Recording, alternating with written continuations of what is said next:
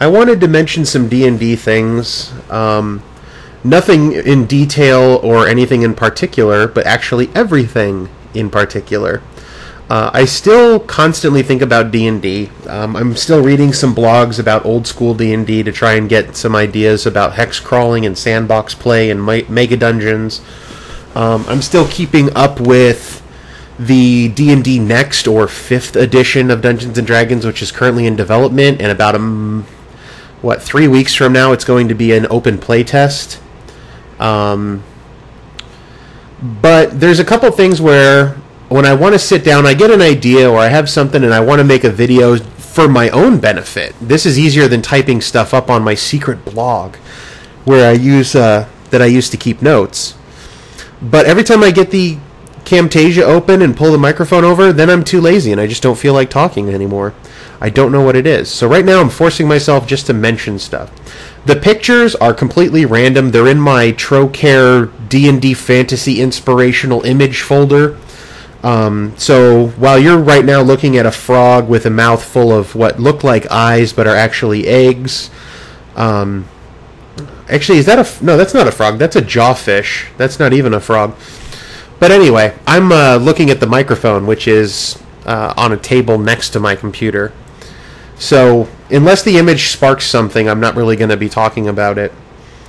I will, however, I know the next image is this, and this is an image of a lake in Canada, but you can see where it was frozen and there was like this bubbles or effervescence beneath it, and it creates this kind of almost mushroomy, underworldy look beneath the surface of the ice.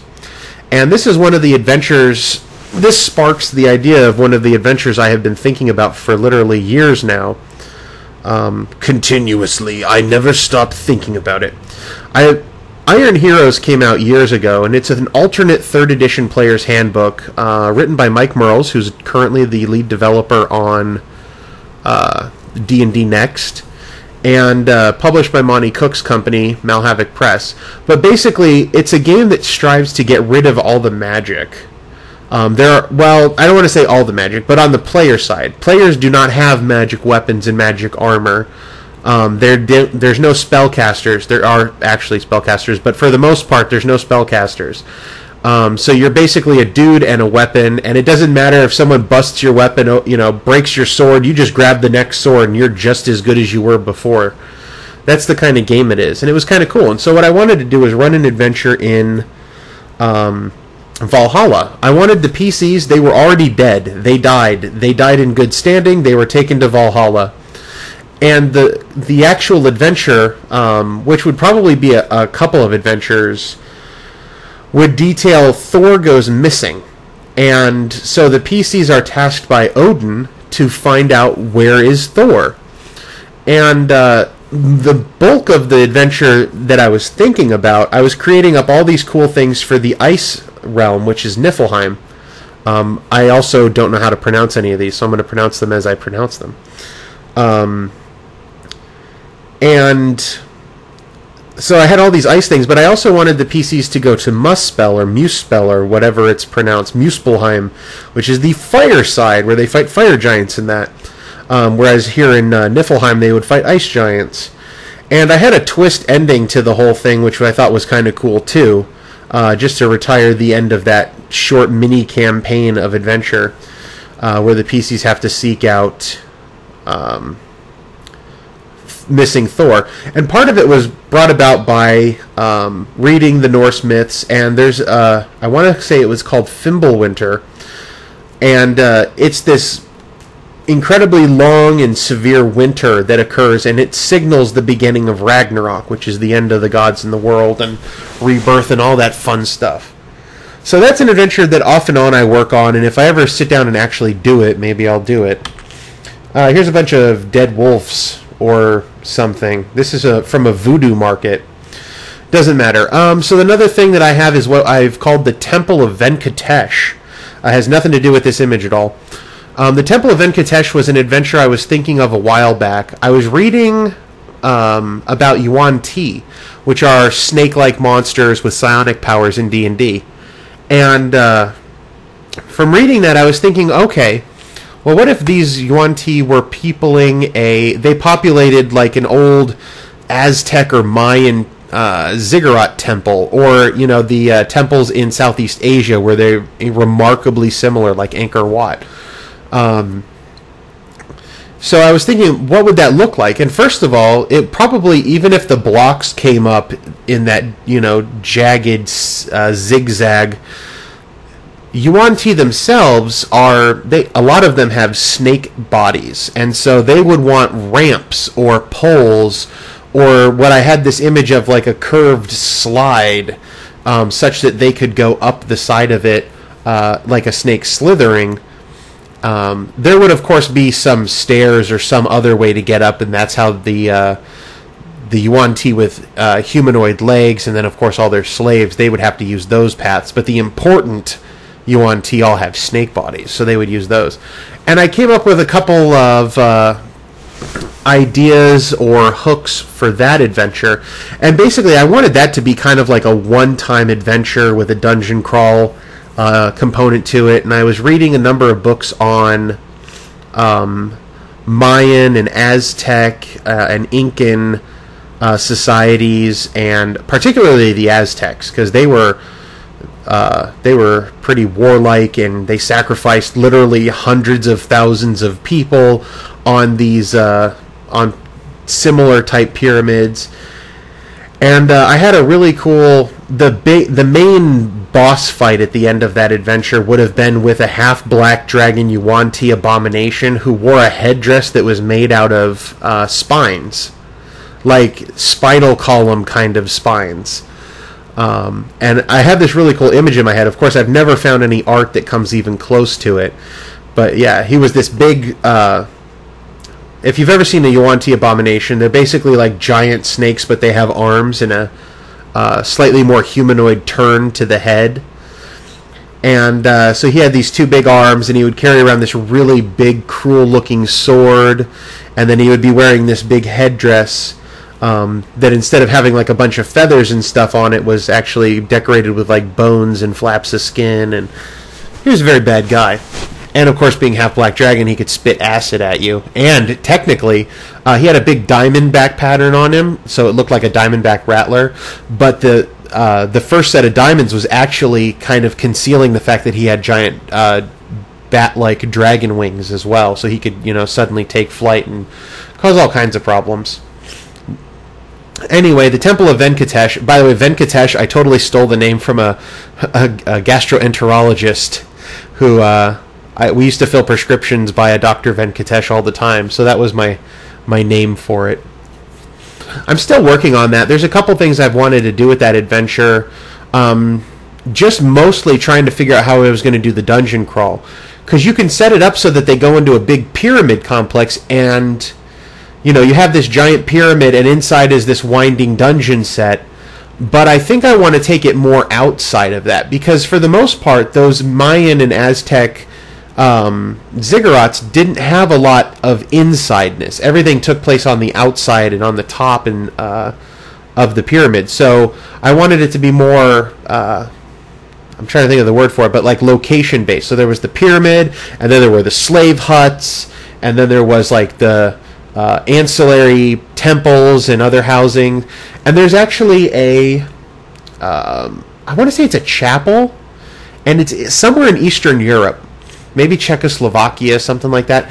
But the inside of it is decorated with just bones, all kinds of bones, just skeletons everywhere. There's a chandelier made out of bones, and there's an entire wall that's just piled up with skulls. And I have pictures of it somewhere, or if I don't have pictures saved on this computer, I have them somewhere. And that was one of the references. I wanted to have a room or a building that was like that, where the PCs go in and they are just totally freaked out by the level of death and creepy stuff. And, a giant wall made up of wolf faces would kind of do that too. What's next? Okay, this is a real picture, by the way. No photo manipulation to the best of my knowledge. It's just in here because it looks kind of cool. Another thing that I have is what I call the little wooden sailboat adventure. This had been completely and ruthlessly and shamelessly ripped off from DuckTales, the cartoon. In DuckTales, the initial pilot movie, they find a little wooden boat, or actually I think they already had the wooden boat and someone tries to steal it, and that's how they find out that on that boat there's a map. And the map is supposed to lead to some treasure.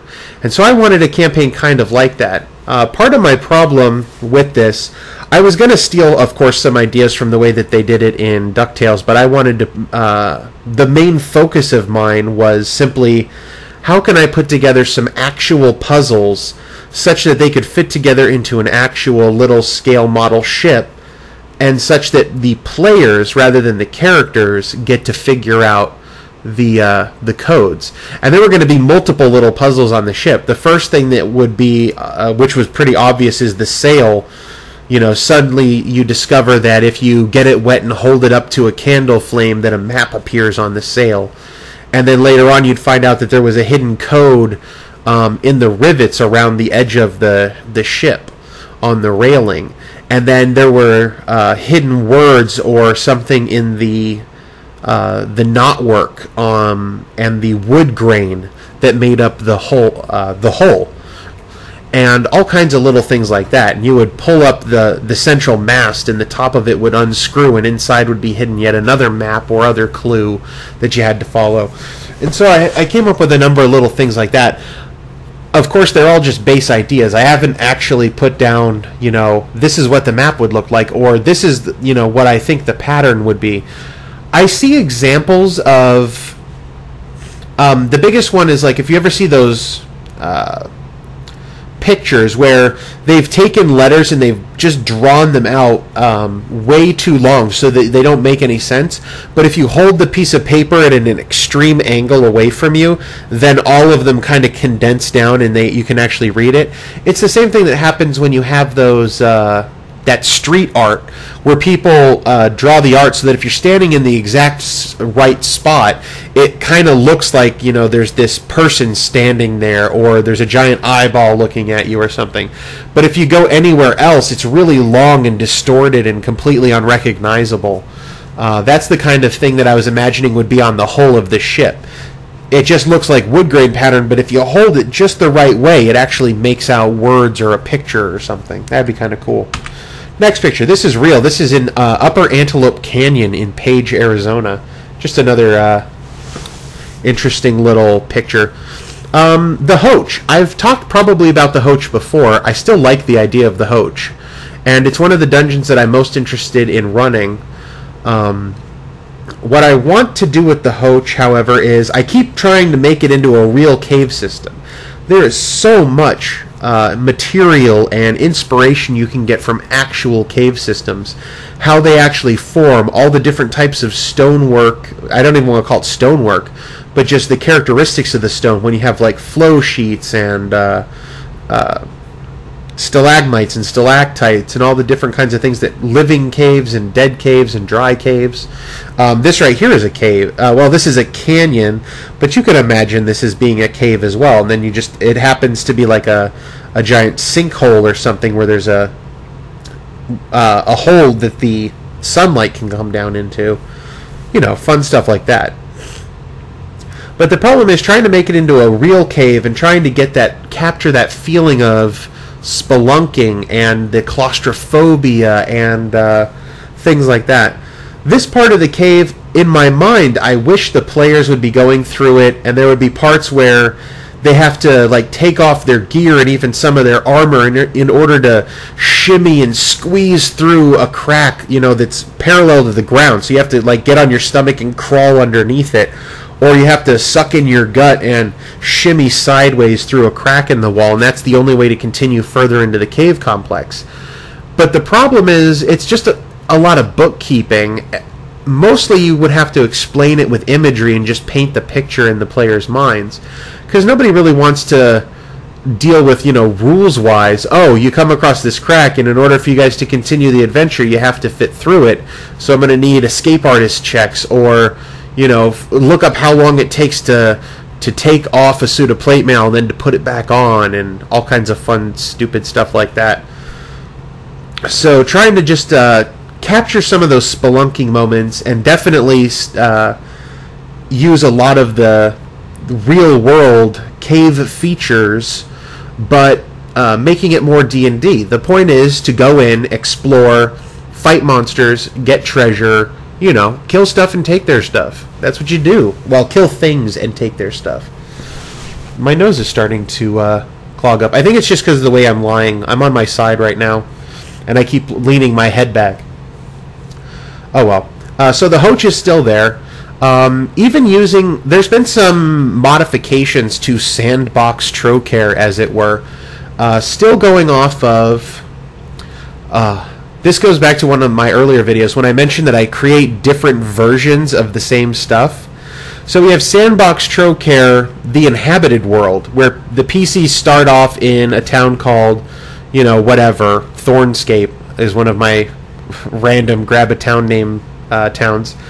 And they're the lands around them are inhabited. This goes back to the way I originally created the Trocare area. Trocare is next to... sort of in between the Duchy of the Duchy of the Black Hand, Elania, and the Free City region. It's kind of in that area, mostly in the Free City region. And so there are these free cities, and people live there, and everything's fine. But there just happens to be this dungeon there. And the top level of the dungeon has 2 necromancers, a tribe of orcs, and a band of bandits, or a band of bandit. That was the original idea of the area. Then we came up with Sandbox Trocare, where the town of Windhaven is founded on the coast of an unknown continent, and Trocare just happens to be near enough that the PCs can travel back and forth and do adventures and, dungeon crawl there. And then I came up with, in one of those videos about Sandbox Trocare, the idea that the PCs are colonizing for the first time. So it hasn't been that Windhaven was established and a wall was built and there's this safe haven town. Then you start the campaign with the PCs literally on the boat that first lands there, and they're some of the first people to set foot on the continent, at least from the old empire. They're the first people, and they have to actually then do a wilderness hex crawl exploration and decide where to found a town and help set it up. And there's a lot more kind of kingdom building, as it were. A little bit more, what's the word for it? The macro, where you have to establish the town and find resources and determine, you have this much gold. How much gold are you going to spend on a wall? How much gold are you going to spend building the keep? How much, that real-time strategy game, or even if not real-time, that turn-based strategy game kind of gameplay. That would require a whole other system to be set up or found or stolen to handle that. But all of those versions of Trocare all share things in common. And so when I create something for one of them, I like to port it into those other ones. I was on the Hoach, dealing with the fact that there are, for example, in Sandbox Trocare.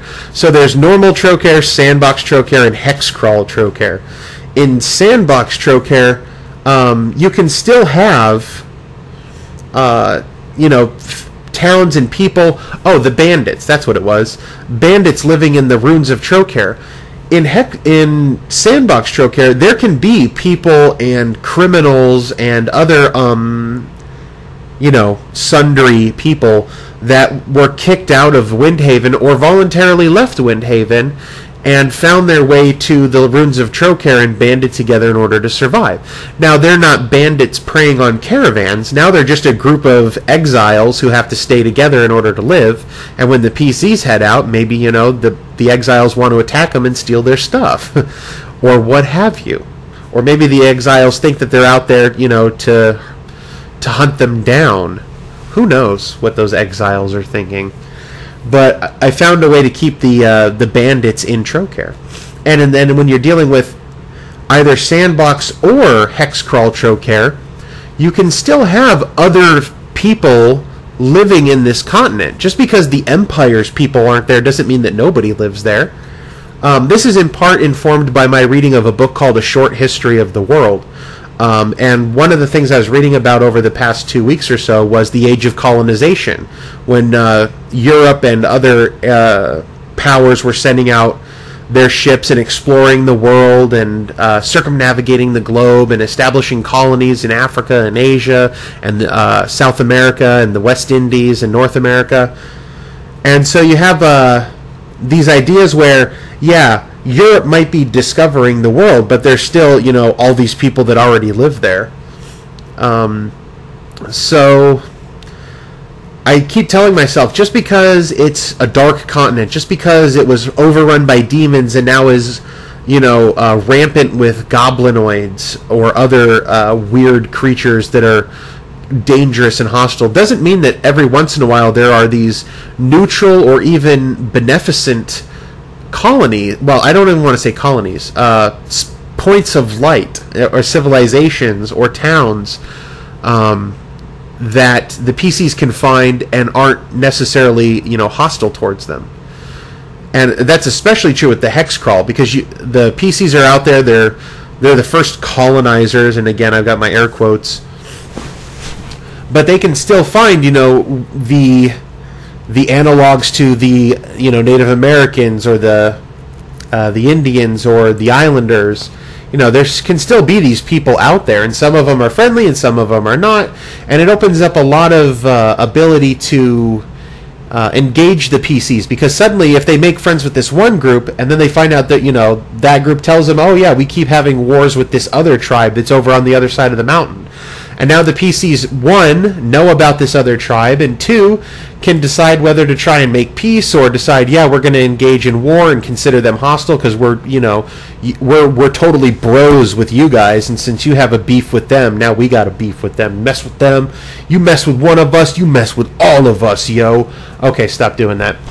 So those are all things on my mind. Next picture, this I don't think is the real world. I think this is just fantasy art, but isn't that kind of cool? You're adventuring, and because of the haze of the desert here, you can imagine that if you're maybe like a mile away from these buildings, that without the sun right behind them and that dust in the way, you might not even see them. So that's kind of cool. I'm trying to think, every time I switch the picture, I want to talk about something that's not related to the picture as well, but not necessarily true. I worked for a little bit on an adventure about the oracles, and I might have mentioned this in a video already, but probably not. So I was reading through Pathfinder a couple months ago when I was back in Arizona, and I was really struck by one of the abilities of the Time Oracle. And basically they can touch you and then you disappear for like 1d4 rounds. And I said, you know what?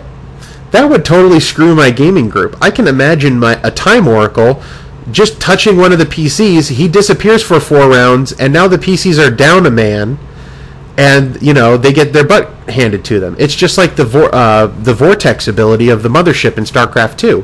It eats up a section of the army so that you can waste the other section of the army and then take care of that. It splits the forces. Divide and conquer.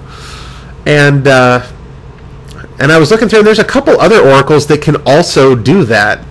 And I'm like, awesome. So I was making up an adventure where the PCs meet one of the oracles. Okay, so the backstory is the oracles are like super priests, basically. Super priests. Almost supernatural. The office of, for example, the Oracle of Water is a very high office, and other oracles hope to attain to that office one day.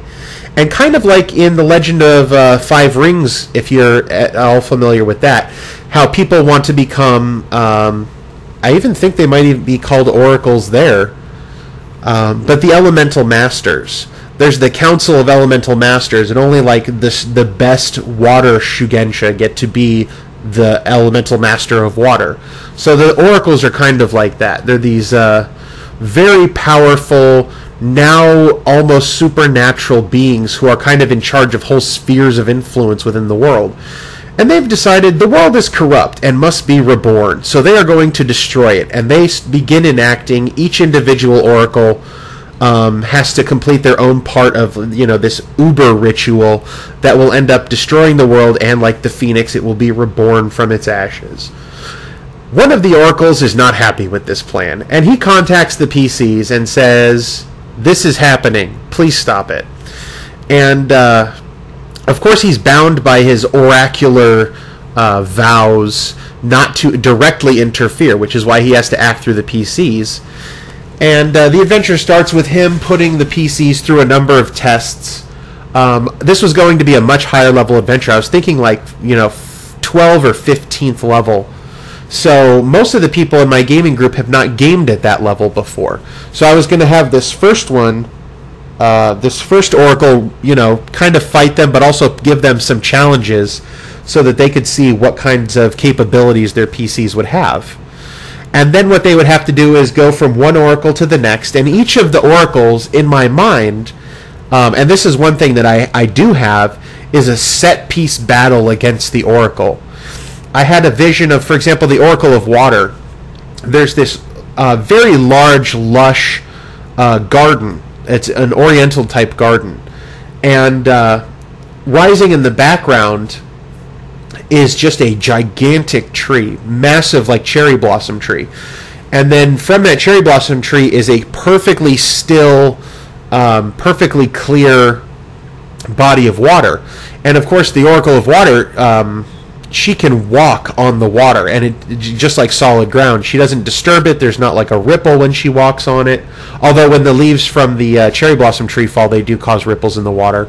And there would be like a couple islands that the PCs would have to get to, you know, in order to work their way to the far end where the Oracle is. And she would fight them, and then suddenly she would sink right beneath the waves, because for her, you know, she's the Oracle of Water. She can do whatever she wants. And then there would be like an underwater subterranean, actually not subterranean, but an aquatic chase scene through these tunnels. And then what would happen is the Oracle would come up on the other side, and there would be these aquatic, she would be, you know, commanding like a kraken and a giant enemy crab and other type of, and sharks, all kinds of fun stuff like that. And so the PCs would have this whole menagerie type battle on their hands. And there were similar things for the Oracle of Wind and the Oracle of Fire and the Oracle of Steel.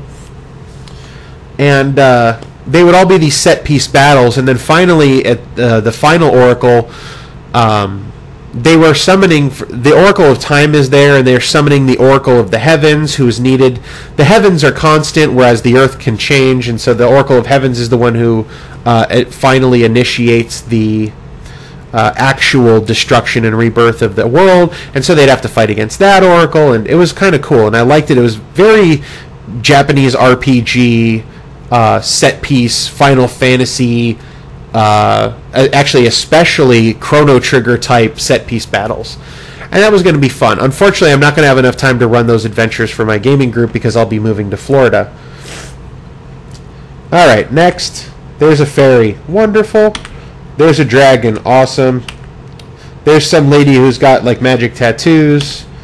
There are some old school dwarfs. I love the key-shaped axes. Those things are so awesome. I can totally imagine dwarves. If I said orcs, I didn't mean orcs. I meant dwarves.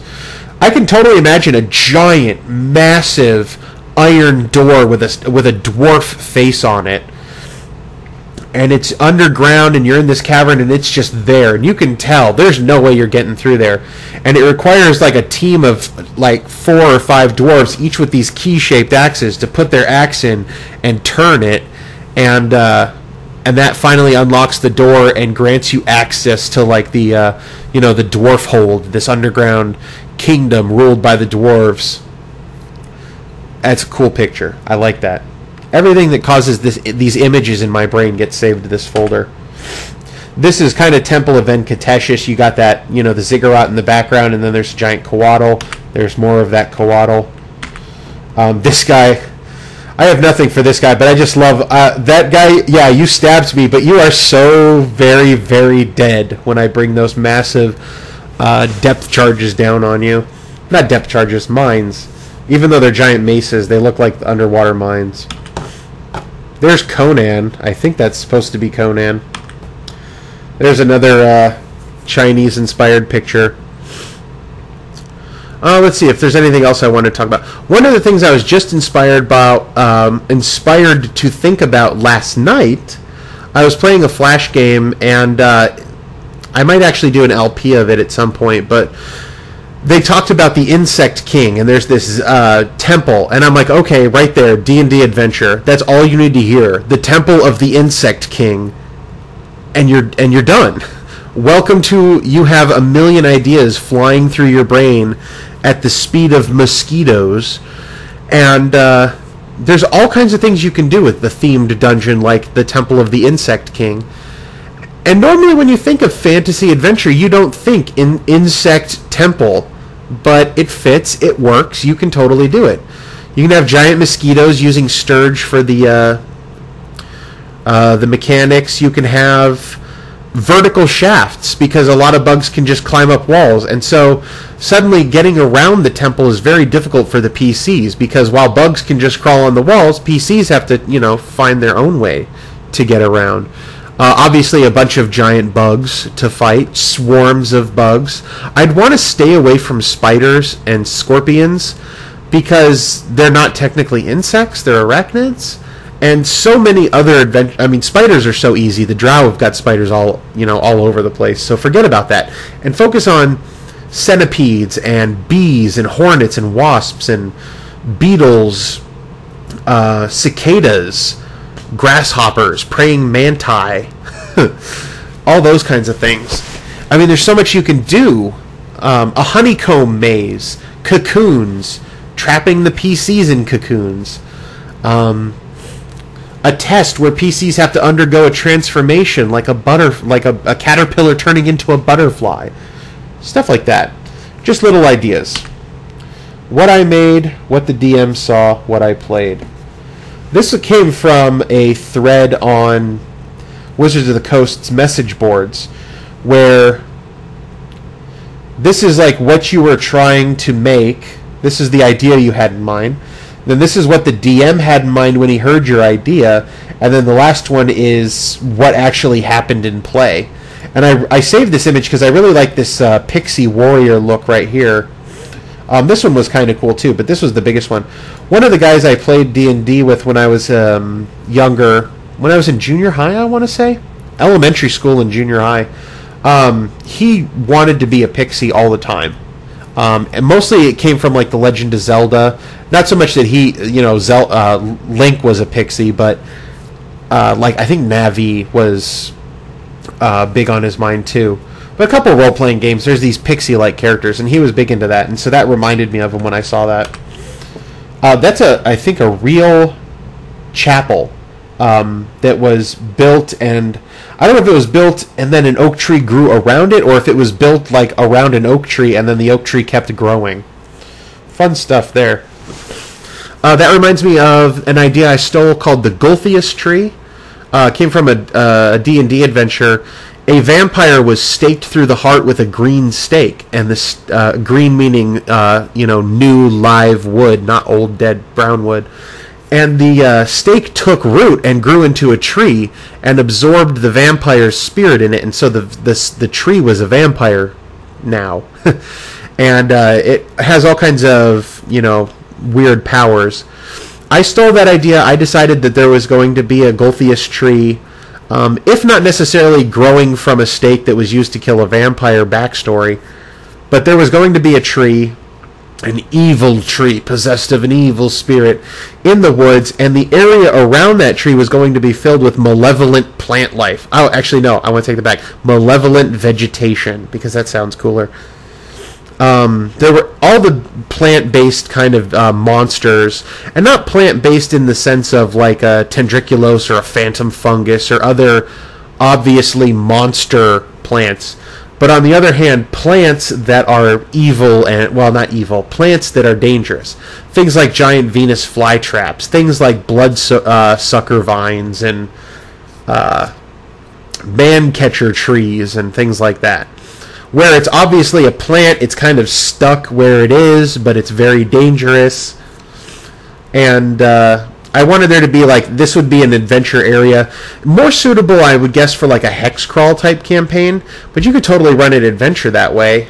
It'd just be dangerous. It'd be difficult because of the disjointed nature. Unless you wanted to draw out a map and decide where these different plants are and have the PCs run around in there and, you know, encounter all these malevolent vegetation.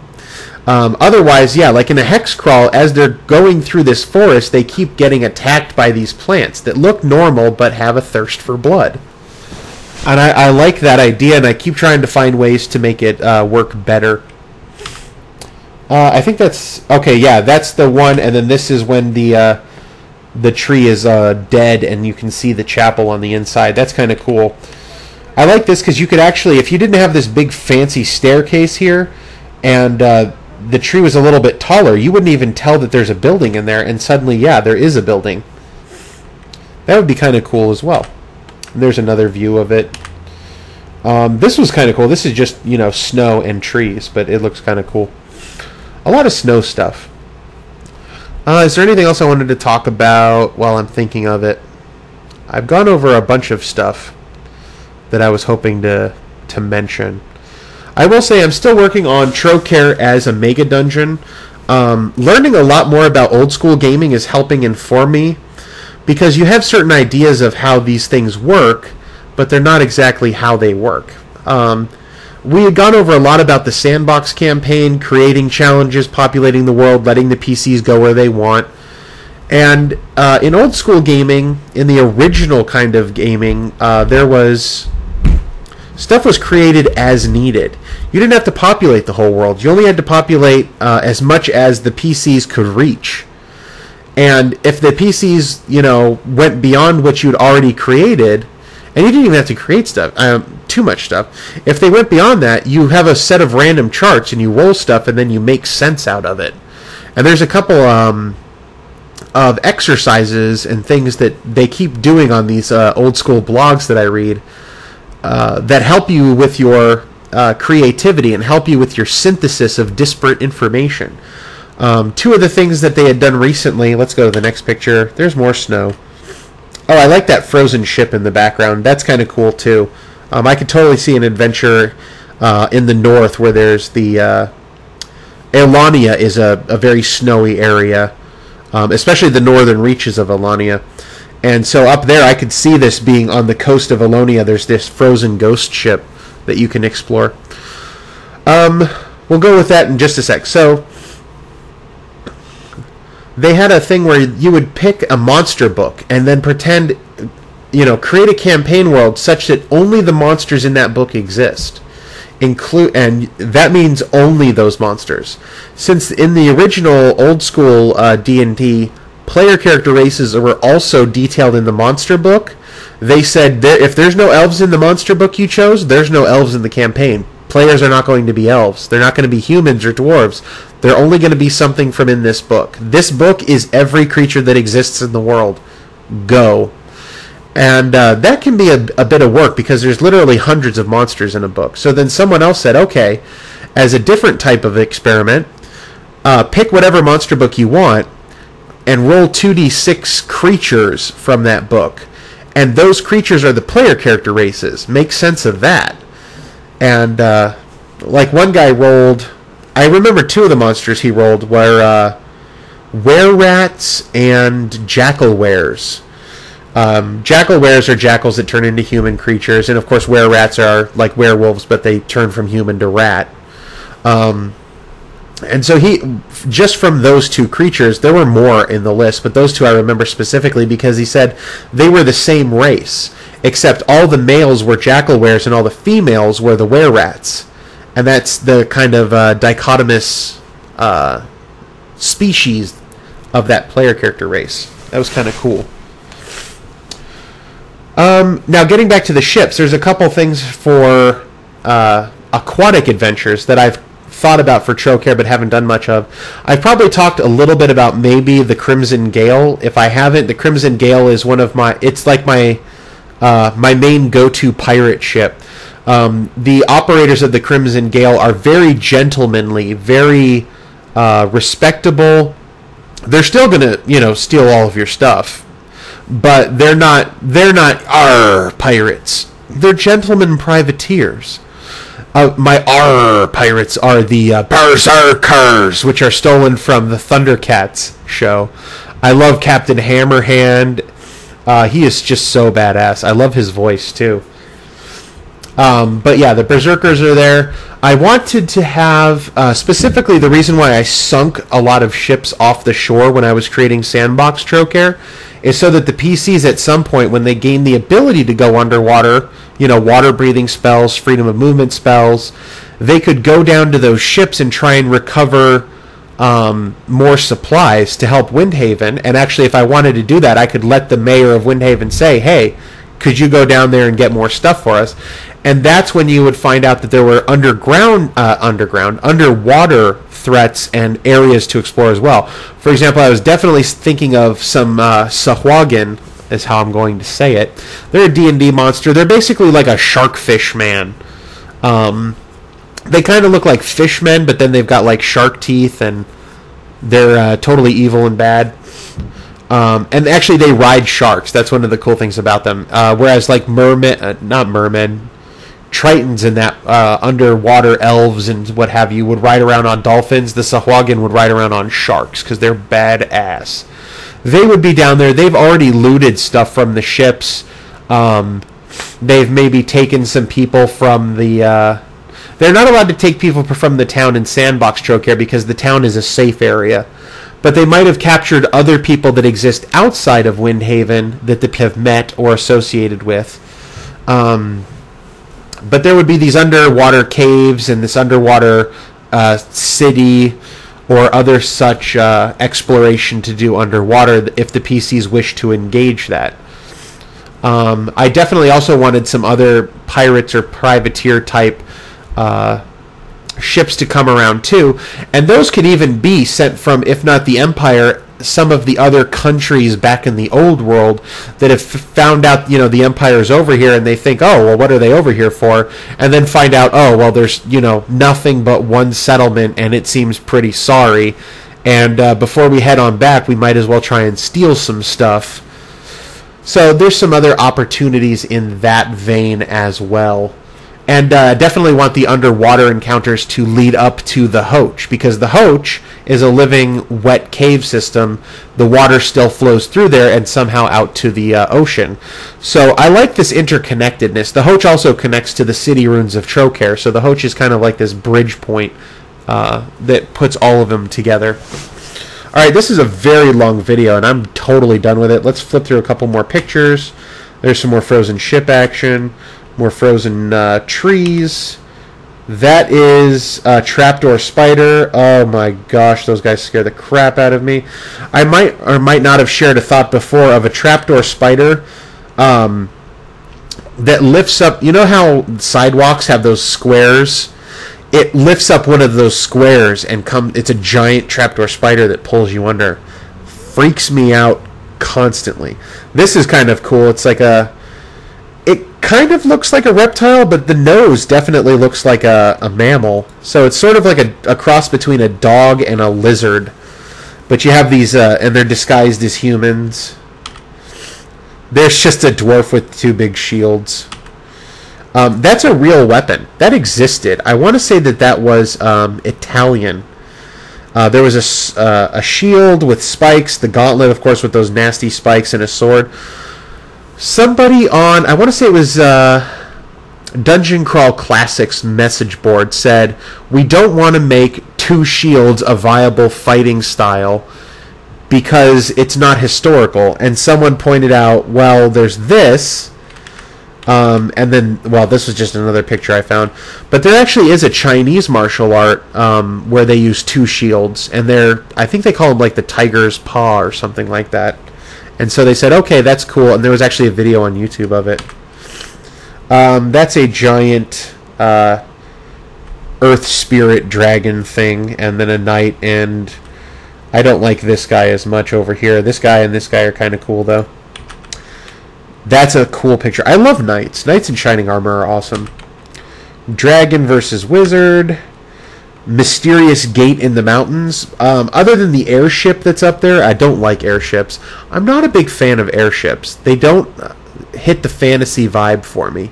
I love steampunk airships. Like if you want to get into Victorian times, and they already have Zeppelins, so go ahead and make like real airships. That's cool. I love that. I love Tailspin. I never seen, but I love the idea of Captain Tomorrow. What's his name? Captain something in the Skies of Tomorrow. I don't know. I never saw the movie. There's just a lion dude beating on a goblin dude. And then there's the crystals. Going back to the video, I'm pretty sure I made a video that talked about the crystal plague. And this is just another picture of the crystal plague. I want to imagine that this is like some sort of dragon egg that's spreading the crystal plague, and it would hatch into like a demon, not a demon dragon, a crystal dragon, or it could be like some sort of demon spawn thing. Who knows? This is 45 minutes long. I'm done. Bye-bye.